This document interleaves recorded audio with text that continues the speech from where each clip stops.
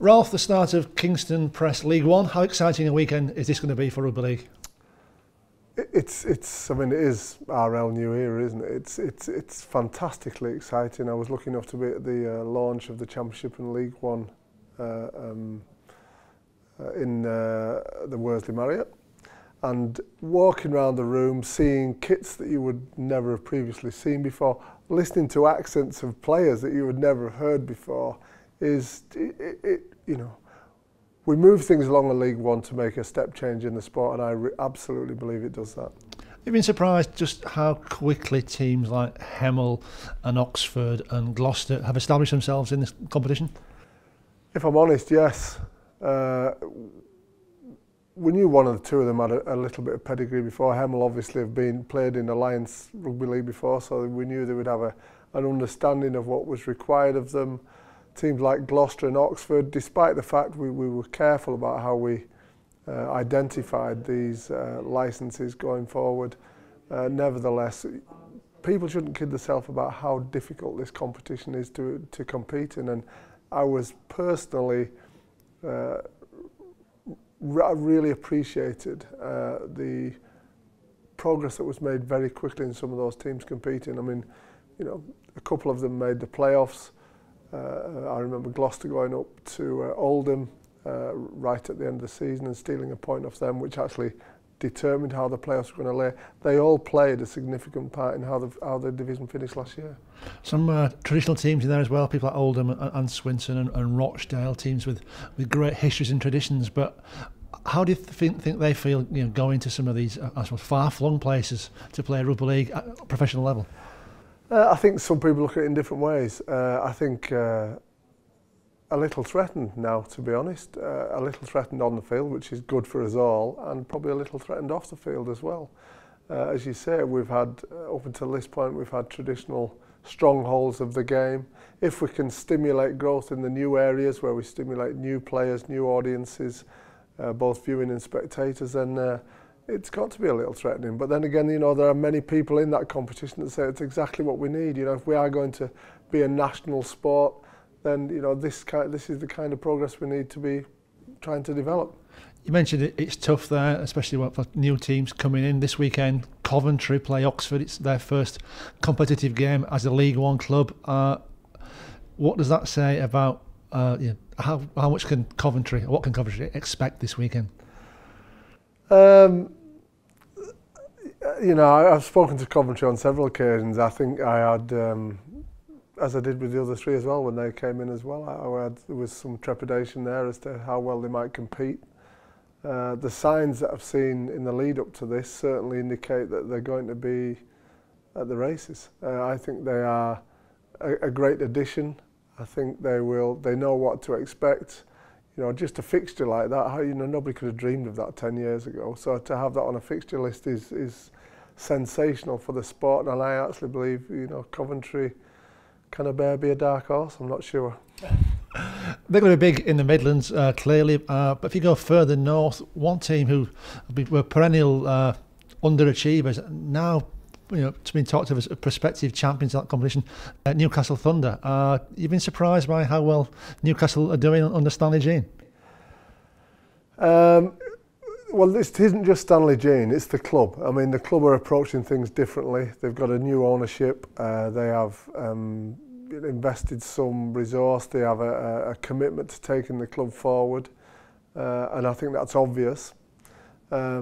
But as well, you know, one of the other benefits of bringing these teams in, I think one of the mistakes the game has made in the past is that we've introduced a team in League One and just, you know, adopted a kind of sink or swim mentality. Bringing 4 new teams into the competition actually changes the landscape of the competition, and teams that might previously have been struggling suddenly find some competitive fixtures, which allows them to sell something in their area, whereas they didn't have that product before.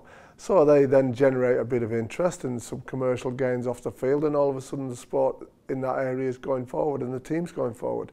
So the teams that came in, fantastic, but nevertheless they are a part of what's helped to reshape that landscape, and teams such as Gateshead suddenly get some traction and some momentum and start to go forward, and that, you know, that was always a part of the plan. Each team will have its own goals and its own areas in which they want to achieve things, but for the Rugby Football League, for the sport generally, how would you measure the success of the League One competition? What to you would be a successful 2015 in League One? I think we would like to see every team competitive. I think that's got to be the first thing.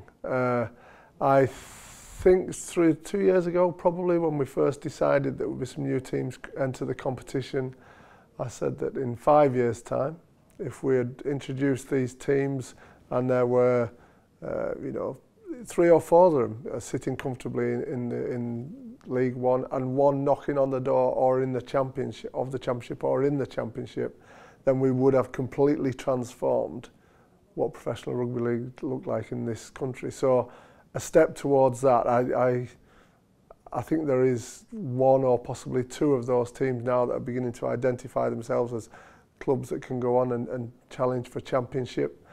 I would expect them to be, in the top half of the table in the playoffs and have a significant bearing on how the final places are completed. So any step towards that. It's a 5-year programme, and I think after 5 years we'll judge exactly how successful or not we've been. And to see 1 or 2 of those teams challenging for playoff places and indeed promotion would be fabulous.